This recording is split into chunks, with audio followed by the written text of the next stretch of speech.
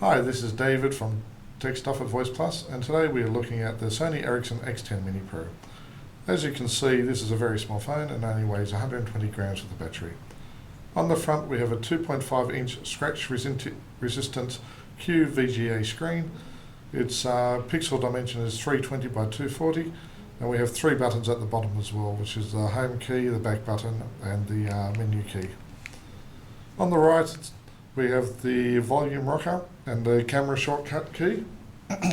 On the back we have the 5 megapixel camera and the LED flash, and we also have a speaker at the bottom. Very good speaker quality. I was playing some music on this earlier and I was very impressed with the sound quality. Probably the best speaker I've actually heard on the phone recently. On the left hand side we only have a micro USB port, and on top we have the 3.5mm audio jack and the on and off button. On the Pro version, opposed to the non-Pro version, we do have a slide-out keyboard, and it's quite. I was actually playing with this before, and I found it, quite solid and responsive, and it's not a bad little keyboard if you don't like typing on the screen.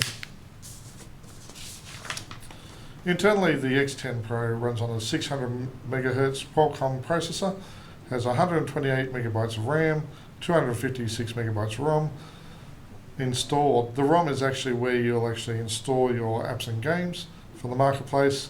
It also will hold the firmware of the phone. Once the actual firmware is installed, you have about 150 megabytes of storage left to install your games on, or your apps as the case may be.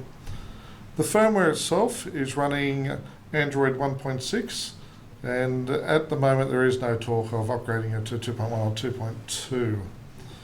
Now I do have an X10 beside me, and we'll just have a look at the size difference. As you can see, it's about 3/4 size. It's pretty much a similar size to the X10 screen here. So as you can see, it's a much smaller phone. Now on the phone itself, you can see we have widgets running in the middle of the screen. Now you can actually insert as many widgets as you want, and it'll just keep adding to the screens as you slide across. Adding widgets is a simple process. It's just hitting the menu key, arrange widgets, add widgets. It'll give you a list of widgets you can install. Just hit one, and there you go. It's added. And if we just go back to the main screen, there it is. Just on the main screen, we just move left to right. Now we have 4 program shortcuts in the corners. These stay the same no matter which screen you scroll to, but these are changeable as well.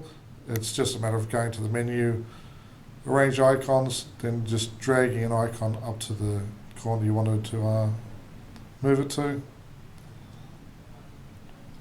And there you go. Now you can see we have the mail up in the top corner. If I wanted to put the Facebook in this corner, there you go. You can see Facebook is now up in the top right hand corner. I'll just go back to the main screen. While we're here, we might as well have a quick look at the browser.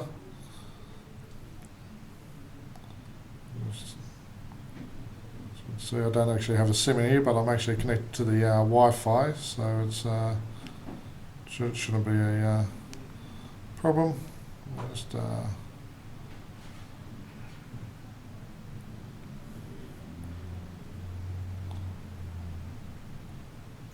as you can see, it's quite responsive. There is no double tap or pinch to zoom on this. It's a matter of actually just pressing the shortcut keys down the bottom of the screen to move in or out. But as you can see, the text actually wraps around, so it still fits on the screen.